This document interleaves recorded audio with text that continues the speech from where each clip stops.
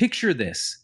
Your shoes are already muddy, your hands are full, and you're trying not to drop your phone into a puddle while you cross a wet field.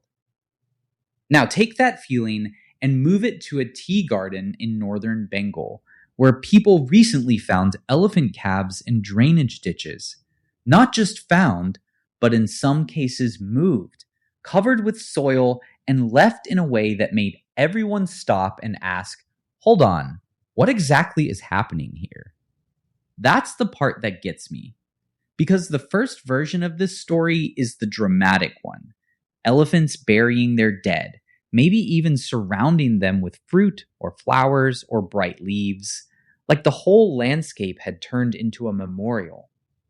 And I get why that story spreads so easily. It feels like it solves the mystery in one clean sentence. But the science is messier and honestly more interesting. What researchers have actually documented is a pattern of elephant death behavior that refuses to stay simple. Elephants approach dead bodies. They touch them. They investigate them. They come back later. Sometimes their bodies show signs of agitation, and the group's behavior changes around the carcass. In the Bengal cases, there were 5 calf burials described in a peer-reviewed report, and that matters because it's not just a one-off anecdote from somebody's cousin who once saw something strange near a river. It's field observation in a human-managed landscape with bodies placed into drainage ditches and covered over. Now, here's where I want to slow down, because this is the part people love to skip. Covered over does not automatically mean symbolic burial. It does not automatically mean grief in the human sense. It does not automatically mean elephants have some neat little inner funeral director running the show. It might be practical concealment. It might be scavenger avoidance. It might be social attention to a body that matters in a herd that keeps track of who is present and who is gone. It might be some combination of all three. And if that feels unsatisfying, good. That's usually where the real science lives. There's also that older myth about elephant graveyards.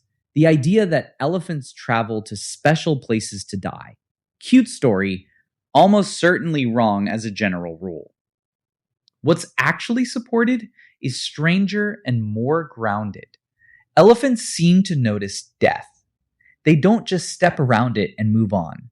They investigate it, sometimes repeatedly. They may treat a carcass as socially important information, which, if you think about it, makes a lot of sense for an animal that lives in such a complex social world. And I think that's why the flower and foliage version of the story hits people so hard.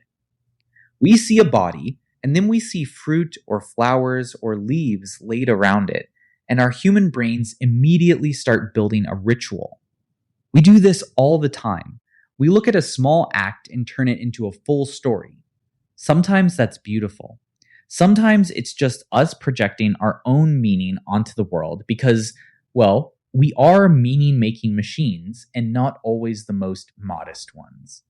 But even after you back away from the biggest claims, there's still real wonder here. Elephants are not indifferent. That's the part I'd want you to keep.